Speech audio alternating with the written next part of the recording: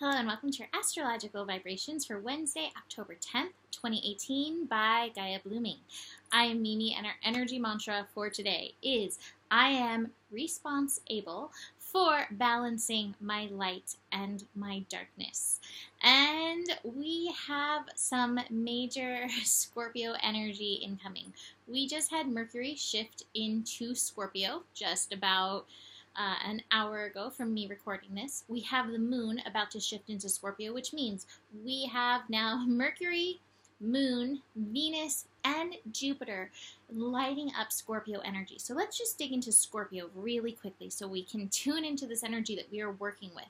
Scorpio energy is the energy of death and rebirth. It is the place where any of us have the power, that's a key word, the power to phoenix ourselves, to go through the death and rebirth process. It is the place of the darkest dark, where we can find the fear in the shadows. It's also the place that can be transformed into the lightest light. Ultimately, Scorpio energy, to me, is the place where we can find the empowerment. And I love Scorpio because Scorpio, it comes before Sagittarius. And we have to go through the darkness. We have to see the shadows in order to be fully empowered. And in order to know that we can transmute and that we can reach for the good. We can reach for the highest possibilities.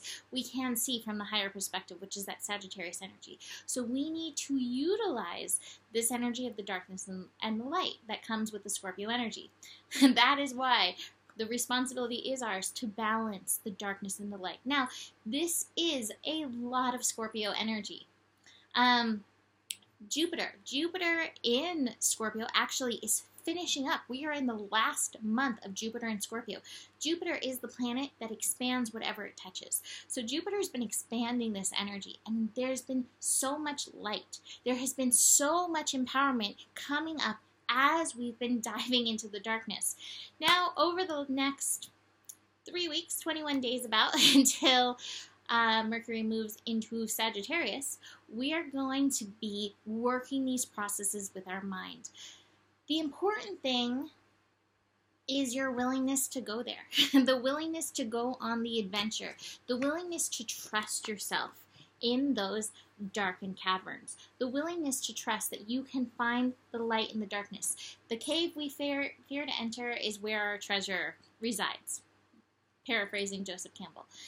We need to be willing to look at the shadows, to look at the darkness, to look at that with which we fear, and trust that we can move our way through it. Now, I know so many people in my life, and myself included, who in this year have faced a lot of survival issues. And so there's a lot of root chakra fear that is coming up for people to move through and trust through.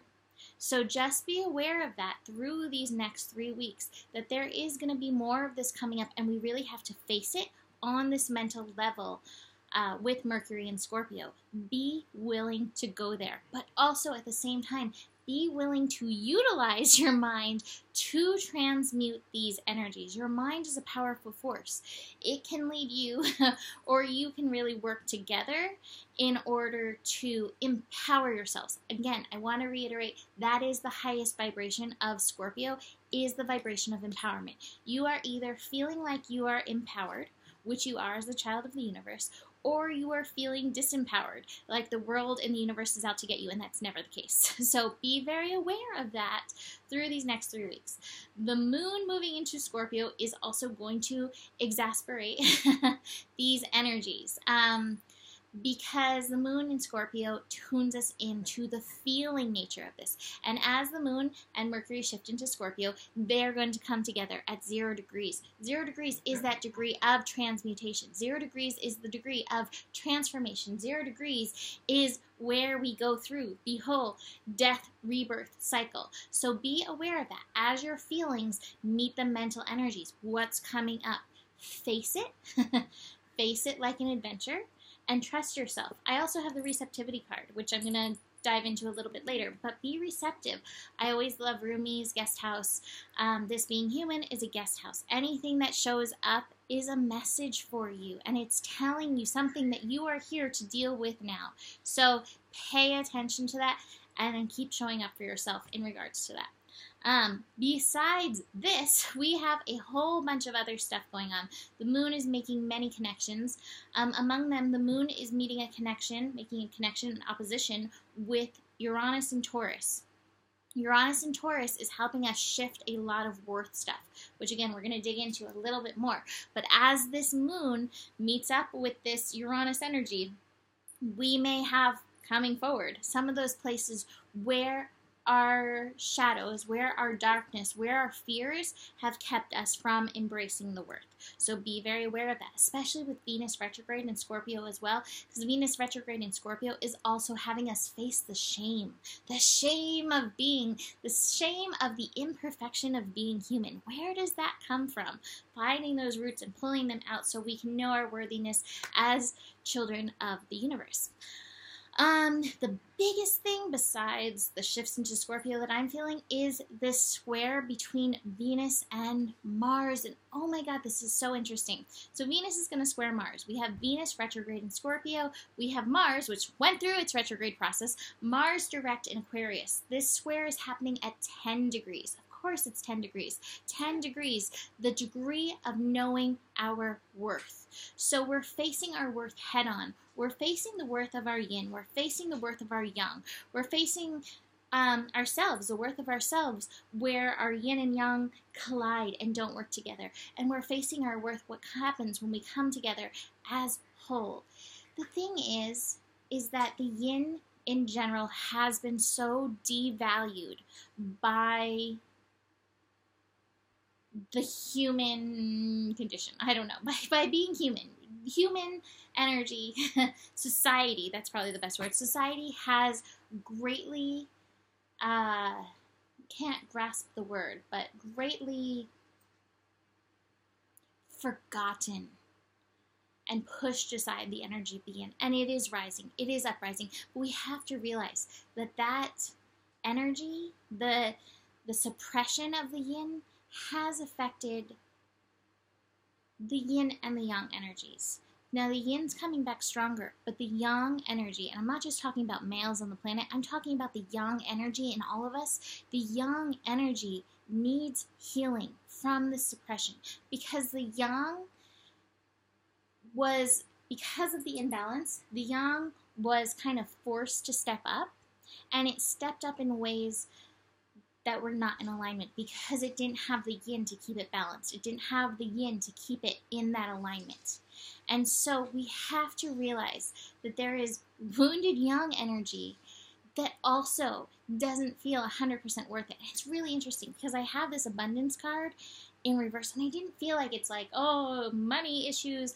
It feels really strongly like worth issues, and it feels really strong worth issues around how we take action and around the production, like what we produce with our talents, with our gifts, in our work, in our life. So there's wounding around this. We have to get into the yin energy. We have to get in, dropping cards. We have to get into the yin energy in order to bring this back into balance. Now this could show up in your relationships, but in your relationships, be very aware of the wounded yang within yourself. Be very aware of the wounded masculine principle, basically, in case you're not sure of the yang, the principle of taking that action. Be aware of that in your interactions, because chances are, if there is friction, it's coming from that place, and your work is to bring forth the yin energies, compassion, trust, receptivity, even being receptive to your heart's message, being receptive to higher level of compassion in order to pull you through that energy. The moon is also feeding in to these connections. The moon is going to conjunct Venus, which may bring up worth stuff, which could bring up a lot of emotions, and the moon is going to square Mars, which may bring up the frustration. So we may feel the yang principle in any of us, all of us, feeling very, very reactive and frustrated, and we really need to tune into the yin principle and let ourselves be nurtured in and through these energies. Holy cow, that is a lot. Last thing to mention, Mercury is also going to oppose Uranus, that opposition. Anytime Mercury and Uranus dance, there is a lot of electric mental energy. And so that mental energy could feed into these things. Again, be responsible when facing your darkness, and that will help you move through, but realize it is also a very moment-to-moment process. Be vigilant and be mindful. All right, let's finish up with the Divine Feminine card. I'm probably going to say this wrong, even though I practiced many times beforehand. Vajra Yogini, I don't know. Vajra Yogini. I'm trying. Okay. The essence of all Buddhas. I'm going to read a little bit about this. Vajra Yogini, oh my god, every time, is the power we all possess to transform mundane experiences into higher spiritual paths. The process to power to transform anything into the higher spiritual path, basically, is what I'm saying. She is considered the supreme deity of the Tantric pantheon. She is both Dakini, Tantric priestess, and female Buddha. According to scholar Miranda Shaw, no other male Buddha, including her divine consort, approaches her metaphysical or practical import. She is the essence of all the Buddhas, and to meditate on her brings immediate blessings to the practitioner. All right, so I'm going to read the card. No matter what has happened recently or in the past, Vajra Yogini reminds us that we possess the fierce wisdom that transmutes any pain or suffering into deep lessons that free us and bring us joy. Holy Scorpio, yes. She is the call to wake up if we've fallen into that old myth that something or someone outside of us is going to save us. Disempowerment. To empowerment. We want to be empowered. She is here to make it loud and clear that what is within us will save us. We are responsible for ourselves. We are responsible for our light and for our darkness, for our yin and our yang. We can take this moment right here, right now, to turn everything sacred. Her energy is sharp, intense, and uncompromising. Sounds very Scorpio, yeah? She will not let you remain in an illusion or disempowering story about who you really are. She wants you to sever all ties to your ego's relationship to a person or an event in your life and see it again with the third eye, with the wisdom that can perceive the deeper spiritual path beneath the human drama. This red female Buddha is the power we all have in every moment to take a seemingly everyday event or annoyance or unfortunate occurrence and use it for our own enlightenment. She reminds us that everything is rich material for us to use to elevate our reality as an embodied soul. The soul voice meditation is, can I see the lesson in the chaos? Can I see the lesson in this darkness? Can I see the light in this darkness? The intention is, I have the power. You can just leave it there. I have the power, but I have the power to make each moment sacred.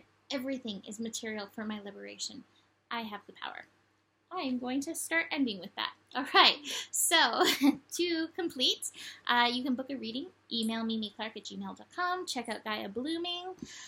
The better it gets, the better it gets. There is enough love in the world for you, and you have the power. Namaste.